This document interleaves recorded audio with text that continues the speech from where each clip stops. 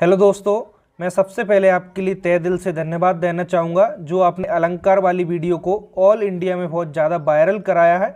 उसको आप यूट्यूब पर या गूगल पर कहीं पर भी अलंकार ट्रिक लिखकर सर्च करते हैं तो आपके लिए फर्स्ट नंबर पर वो वीडियो दिखाई देगी और उसको बहुत ज़्यादा आपने सहयोग दिया है, प्यार दिया है। तो इसी प्रकार से आप प्यार और सहयोग देते रहिएगा जिससे कि मैं आपके लिए और अच्छी से अच्छी वीडियो यहाँ पर लाता रहूँ। तो चलिए आज इस वीडियो में आपके लिए ऐसी ही एक और शानदार वीडियो लेकर आया हूँ जो है समास को पहचानने की ट्रिक है। आप इस वीडियो के देखने के बाद समास को बहुत ही आसानी से पहचान पाएंगे और परीक्षा में कोई भी परीक्षा हो चाहे उसमें समास से एक क्वेश्चन जरूर ही पूछा जाता है, एक से ज़्यादा भी पूछे जाते हैं। तो चलिए मैं आपके लिए समास को बहुत ही अच्छे से और आसान तरीके से समझाता हूँ। चलिए सबसे पहले यहाँ पे हम समास की परिभाषा देखते हैं। परिभाषा क्या होती है? दो या दो से अधिक सार्थक शब्दों के मेल से बने नए शब्द को हम क्या कहते हैं? समास कहते हैं। यानी कि दो या दो से अधिक, जब क्या होता है दो या दो से अधिक सार्थक शब्द मिलते हैं और एक नया शब्द बनाते हैं उसे हम समास कहते हैं। ठीक है। समास के प्रकार देखिए, समास के भेद पूछे तो आप बताएंगे समास के 6 प्रकार मिलते हैं। मैं इसके बाद आपके लिए ट्रिक भी बताऊंगा इनको याद करने की। पहले इसके प्रकार देख लीजिए। फर्स्ट प्रकार है अव्ययीभाव समास, सेकंड है तत्पुरुष समास, तीसरा है कर्मधारय समास, चौथा है द्वंद्व समास, पांचवा है द्विगु समास और छठा है बहुब्रीहि समास। हम इनको अच्छे से डिटेल में पढ़ेंगे, लेकिन पहले मैं आपके लिए इनको याद करने की एक बहुत ही अच्छी ट्रिक बता देता हूं। इसके बाद हम इन सभी को बहुत ही अच्छे से डिटेल में पढ़ेंगे। देखिए दोस्तों, ट्रिक आपके सामने है। ट्रिक क्या है इसकी याद करने की? द्वंद्वी अब तक, इतना याद कर लें, आपके लिए सभी समास याद हो जाएंगे। द्वंद्वी अब तक, इसको अलग अलग हम लिख दें तो इसको मैंने अलग अलग लिख दिया। इसको दू दी आ बा ता का। अब इसका मतलब क्या होगा? दो से होगा द्वंद्व, दुई से होगा द्विगु और आ से होगा अव्ययीभाव, बा से होगा बहुब्रीहि, ता से तत्पुरुष और का से कर्मधारय। इस ट्रिक के माध्यम से आप समास के जो 6 प्रकार उनको अच्छे से याद रख सकते हैं। द्वंद्वी अब तक ट्रिक आपके सामने है। ठीक है। अब हम इनको डिटेल में पढ़ना स्टार्ट करते हैं कि परीक्षा में यदि समास पूछे तो हम इनको कैसे पहचानेंगे कि दिए गए उदाहरण में कौन सा समास है। चलिए दोस्तों, फर्स्ट प्रकार देखिए समास का अव्ययीभाव समास। बहुत ही सरल है इसको पहचानना। देखिए इसको कैसे पहचानेंगे? जिन शब्दों के प्रारंभ में उपसर्ग लगाओ, उपसर्ग हम पढ़ चुके हैं, उसे अव्ययीभाव समास कहते हैं। उपसर्ग कौन से होते हैं? जैसे कि यथा, आ, भर, अनु, निर, प्रा, प्रति आदि क्या होते हैं? उपसर्ग होते हैं। यदि आपके लिए किन्हीं भी शब्दों के प्रारंभ में उपसर्ग लगा हो तो वहां पर कौन सा होगा? अव्ययीभाव समास होगा। उपसर्ग आपके सामने है, उदाहरण से समझते हैं। यथा संभव, इसमें देखिए यथा संभव में यथा धन संभव, तो यथा यहाँ पे क्या हो गया? यथा यहाँ पे अव्यय लगाए, उपसर्ग लगाए, तो इसमें अव्ययीभाव समास हम लगा देंगे। इसका मतलब क्या होगा? जैसा संभव हो, जिसका विग्रह जिसको बोलते हैं। अनुरूप, तो अनुधन रूप, यानी कि अनु इसमें क्या? उपसर्ग है, इसका विग्रह करें रूप के योग्य। तो जब भी आपके लिए उपसर्ग दिख जाए शब्द के प्रारंभ में तो वहां पर अव्ययीभाव समास लगाएंगे। जैसे कि अव्यय आपके सामने भी लिखे हैं, इनको हम उपसर्ग की भी बोलते हैं। आजन्म, इसमें देखिए आ लगा है उपसर्ग, इसका विग्रह क्या होगा? जन्म से लेकर। तो आजन्म में आप बहुत ही आसानी से बता पाएंगे, इसमें अव्ययीभाव समास होगा। प्रतिदिन में देखिए प्रति यहाँ पे क्या है? उपसर्ग लगा है, प्रतिदिन दिन, तो यहाँ पे इसमें शब्द में क्या होगा? अव्ययीभाव समास होगा, इसका विग्रह होगा प्रत्येक दिन। समझ में आ गया? बहुत ही सरल है। जब भी आपके लिए इनमें से कोई भी एक उपसर्ग लगा मिल जाए वहां पर आप अव्ययीभाव समास लगा देंगे। चलिए हम दूसरा देखते हैं। देखिए दोस्तों, सेकंड तत्पुरुष समास। इसको कैसे पहचानेंगे? बहुत सरल होता है इसको भी पहचानना, कि समास को विग्रह करने पर जो कारक चिन्ह है, कारक चिन्ह का क्या हो जाता है? लोप हो जाता है। वहां पर क्या होता है? तत्पुरुष समास होता है। कारक चिन्ह कौन से होंगे? का, की, को, के लिए, मैं, पर, से आदि। इस प्रकार से जो होते हैं उन्हें हम कारक चिन्ह बोलते हैं। इनका क्या हो जाता है? जब विग्रह करते हैं वहां पर इनका लोप हो जाता है या विलुप्त हो जाते हैं। उदाहरण से समझिए, यश प्राप्त, इसका विग्रह करा यश को प्राप्त। देखिए विग्रह करने पर तो यहाँ पे क्या आ रहा है? कारक चिन्ह आ रहा है, लेकिन शब्द में यहाँ पे लोप है, यश प्राप्त। इसका विग्रह क्या हो? यश को प्राप्त, लेकिन इसमें कारक चिन्ह का लोप है तो यश प्राप्त किसका उदाहरण हो जाएगा? तत्पुरुष समास। मुंह मांगा, इसका विग्रह करेंगे मुंह से मांगा, तो इसमें से कारक चिन्ह है, लेकिन मुंह मांगा में यहाँ पे लोप हो रहा है से कारक चिन्ह का, तो इसमें तत्पुरुष समास लगा देंगे। सत्याग्रह, तो सत्याग्रह सत्य के लिए आग्रह, तो के लिए यहाँ पे कारक चिन्ह होगा, लेकिन सत्याग्रह कहने से इसका लोप हो रहा है, तो यहाँ पे तत्पुरुष समास लगाएंगे। राजपुत्र, राजा का पुत्र, तो कारक चिन्ह का इसमें लोप है, तो राजपुत्र में तत्पुरुष समास होगा। नीति निपुण, नीति में निपुण, तो यहाँ पे देखिए मैं कारक चिन्ह का लोप है, तो नीति निपुण में तत्पुरुष समास होगा। आपको बहुत अच्छे से समझ आ रहा होगा दोस्तों। यदि आपको कोई भी परेशानी होती है तो मुझे नीचे कमेंट्स बॉक्स में बताएं, मैं आपकी परेशानी को जरूर दूर करने की कोशिश करूंगा। चलिए हम अगला प्रकार देखते हैं। देखिए दोस्तों, तीसरा प्रकार है कर्मधारय समास।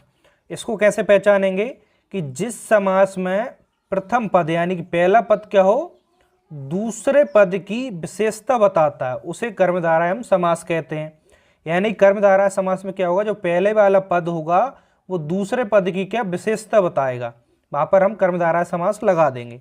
इसमें और एक नोट याद रखिए कि विग्रह करते समय इसमें है जो या के समान शब्द आए तो आप आंख बंद कर कर कर्मधारय समास पर टिक कर देंगे तो आपका सही हो जाएगा। उदाहरण से समझिए, काली मिर्च, इसका विग्रह करें काली है जो मिर्च। देखिए विग्रह करने पर है जो आ रहा है, तो इस पर आप आंख बंद कर कर टिक कर सकते हैं कि कर्मधारय समास होगा काली मिर्च में। लेकिन परिभाषा के अकॉर्डिंग इसमें जो पहला वाला पद है काली और दूसरा मिर्च है, तो पहली जो शब्द होगा वो दूसरे की विशेषता बताएगा। जैसे काली है जो मिर्च, यानी कि मिर्च की विशेषता क्या है कि वो काली है, तो काली शब्द मिर्च की विशेषता बता रहा है। दूसरा देखिए नील कमल, नीला है जो कमल, विग्रह करने से है जो मिल रहा है तो आप कर्मधारय पर टिक कर देंगे।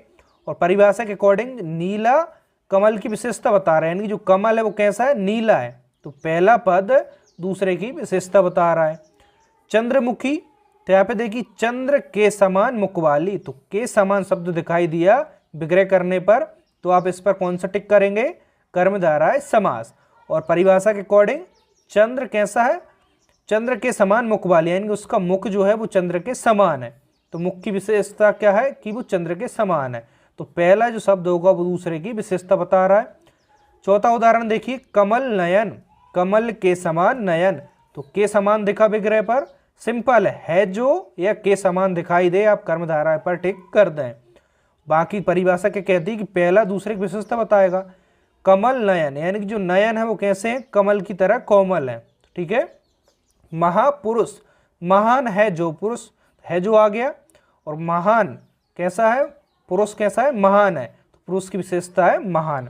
कर्मधारय समझ में आ गया, यानी कि पहला पद दूसरे की विशेषता बताए या फिर इसमें विग्रह करने पर है जो या के समान दिखाई दे, वहां पर आप कर्मधारय समास को टिक कर देंगे। चलिए हम चौथा प्रकार देख लेते हैं। देखिए दोस्तों, चौथा प्रकार है द्वंद्व समास। द्वंद्व समास देखिए सबसे सरल होता है, यानी कि सरल तो सभी होते हैं, बस आप इसको एक बार अच्छे से पढ़ लें। द्वंद्व समास कैसे पहचानेंगे, यदि दोनों पदों के बीच में योजक चिन्ह डैश जो लगा होता है इसको योजक चिन्ह बोलते हैं, दो पदों के बीच में योजक चिन्ह लगा हो और विग्रह करने पर और या एवं ये शब्द दिखाई दे आए तो वहाँ द्वंद्व समास होगा, ठीक है। या तो योजक चिन्ह दिखाई दे या विग्रह करने पर और या एवं ऐसे शब्द दिखाई दें तो वहाँ पर आप द्वंद्व समास लगा देंगे। उदाहरण देखिए, माता पिता, यहाँ पे डैश दिख रहा है योजक चिन्ह, तो इस पर आप द्वंद्व समास आंख बंद कर कर लगा देंगे तो आपका 100% सही होगा। विग्रह करने पर माता और पिता, और आ रहा है माता और पिता, विग्रह करने पर और आएगा। पाप पुण्य, योजक चिन्ह देखा, द्वंद्व समास का उदाहरण हो गया। पाप और पुण्य, और भी दिखाई दिए विग्रह पर। ऊंच नीच, ऊंच नीच तो योजक चिन्ह लगा है, द्वंद्व समास होगा। ऊंच या नीच यह है विग्रह करने पर। खरा खोटा, योजक चिन्ह, और खरा या खोटा दोनों तरीके से पहचान लेंगे, या तो योजक चिन्ह देख लीजिए या फिर और या एवं ये शब्द दिखाई दें तब भी आप वहां पर कौन सा लगा देंगे, द्वंद्व समास। इसका 5 उदाहरण देखिए, भाई बहन, योजक चिन्ह लगाए और विग्रह करने पर और आ रहा है भाई और बहन, तो यहाँ पर आप कौन सा लगा देंगे, द्वंद्व समास। इसका देखिए आप दूसरा भी और एक और तरीका मौखिक याद रख सकते हैं, जो दोनों पद होते हैं वो समान होते हैं, माता पिता दोनों समान होंगे। पाप पुण्य यानी उनका महत्व बराबर होता है, देखिए पाप पुण्य जितना पाप होता है ना पुण्य, है ना। भाई बहन तो ऐसे भी पहचान सकते हैं, और योजक चिन्ह सब सिंपल है और दिखाई देगा या एवं विग्रह करने पर, कैसे भी पहचान सकते हैं, बस आप कोई भी एक चीज़ याद रख लें तब भी आप परीक्षा में पहचान पाएंगे। तो चलिए हम अगला देख लेते हैं। देखिए दोस्तों, 5वां जो प्रकार है द्विगु समास, ये भी बहुत ज़्यादा सरल है। इसको कैसे पहचानेंगे कि जिस समास में पहला पद आपके लिए संख्यावाचक दिखाई दे या फिर आपके लिए समूह का पता चले, वहाँ पर आप द्विगु समास को टिक करेंगे। उदाहरण देखिए, जैसे कि नवरत्न, तो यहाँ पे नव क्या है, संख्या को दर्शा रहा है, तो द्विगु समास का उदाहरण हो जाएगा। विग्रह करेंगे 9 रत्नों का समूह। सप्तदीप देखिए, सप्त, तो पहला जो पद संख्यावाचक है इसका विग्रह करेंगे 7 दीपों का समूह। तो यहाँ पे पहला संख्यावाचक शब्द होगा तो द्विगु समास होगा। और देखिए यहाँ पे समूह का भी बोध हो रहा है हमें। तीसरा उदाहरण देखिए त्रिभुवन, तो त्रि यहाँ पे पहला शब्द है, पहला पद है, वो कैसा, संख्यावाचक है, तो यहाँ पे कौन सा होगा हमारा, द्विगु समास का उदाहरण। इसका विग्रह करेंगे 3 भुवनों का समूह। चौराहा, तो पहला देखिए चौ कैसा, इसका मतलब 4, तो संख्यावाचक है, तो इसका द्विगु समास होगा। विग्रह करेंगे 4 राहों का समूह। तिरंगा, तिरंगा, त्रि यानी कि ती जो है 3 रंगों का समूह, तो यहाँ पे संख्यावाचक है, तो यहाँ पे द्विगु समास में हम पहचान लेंगे कि संख्यावाचक होगा पहला पद, वहाँ पे द्विगु समास होगा। चलिए हम समास का आखिरी प्रकार देखते हैं। देखिए दोस्तों, छठा जो है बहुब्रीहि समास। यदि 5 समास आप पहचानना सीख गए हैं तो छठा भी आप बहुत अच्छे से सीख जाएंगे।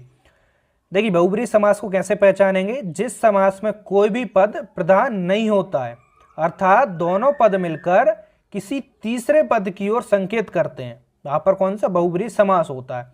बहुब्रीहि समास में क्या होता है कि दोनों पद इसमें प्रधान नहीं होते हैं, दोनों पद मिलकर किसी तीसरे की ओर संकेत करते हैं, वहाँ पर बहुब्रीहि समास होता है। इसको पहचानना और सरल है, एक नोट याद रखिए, इसके उदाहरण में ज़्यादातर हमें देवी देवताओं के नाम मिलते हैं। उदाहरण देखिए घनश्याम, तो देवी देवताओं का नाम है, तो इस पर बहुब्रीहि समास टिक कर सकते हैं। बाकी इसका विग्रह करें, घन के समान श्याम है जो, अर्थात किसका बोध हो रहा है, श्री कृष्ण का, तो तीसरे का बोध हो रहा है, तो बहुब्रीहि समास का उदाहरण है। लंबोदर, लंबा उदर है जिनका, अर्थात इसमें कौन का लंबा उदर है, गणेश जी, ठीक है, तो लंबोदर कहने से हमें गणेश जी का बोध हो रहा है, तो यहाँ पे हमें बहुब्रीहि समास का उदाहरण मिलता है। गंगाधर, गंगा को धारण करने वाला, अर्थात किसने गंगा को धारण कर रखी है, शिव जी ने कर रखी है, तो गंगाधर शिव जी को कहते हैं। तो गंगाधर से कहने से किसी तीसरे का बोध हो रहा है, किसका तीसरा, यानी कि शिव जी का, तो किसका उदाहरण है यहाँ पे, बहुब्रीहि समास। दशानंद, दशानंद कहने से आपके लिए रावण का बोध हो रहा है, इसका विग्रह होगा 10 हैं आनंद जिनके, अर्थात किसके हैं दशानंद, 10 सिर के किसके हैं, रावण के हैं, तो दशानंद हमारा कौन सा होगा, बहुब्रीहि समास होगा। तो यहाँ पे आप नाम देख सकते हैं, देवी देवताओं के नाम मिल रहे हैं आपके लिए, तो वहाँ पर आप बहुब्रीहि समास को टिक कर सकते हैं। दोस्तों उम्मीद करता हूँ आपके लिए समास की वीडियो बहुत ज़्यादा पसंद आई होगी, तो आप इस वीडियो को भी अलंकार वीडियो जैसा वायरल कराने में सहयोग करें। वीडियो को ज़्यादा से ज़्यादा लाइक करें, शेयर करें, कमेंट करें, और आप चैनल पर नहीं हो तो चैनल को प्लीज़ सब्सक्राइब कर लीजिए, ताकि मैं आपके लिए और अच्छी अच्छी ट्रिक वाली वीडियो और डिटेल वीडियोज़ लाता रहूँ। मैंने हिंदी व्याकरण को कंप्लीट भी पढ़ाया हुआ है चैप्टर वाइज, तो आप जाकर प्लेलिस्ट में ट्रिकी हिंदी ग्रामर, वहाँ से हिंदी व्याकरण को डिटेल में पढ़ सकते हैं। तो आप किसी भी परीक्षा की तैयारी कर रहे हैं, हिंदी व्याकरण आपके लिए सभी में बहुत ज़्यादा काम आएगी। तो दोस्तों मिलते हैं नेक्स्ट वीडियो में, आज के लिए इतना ही, थैंक यू।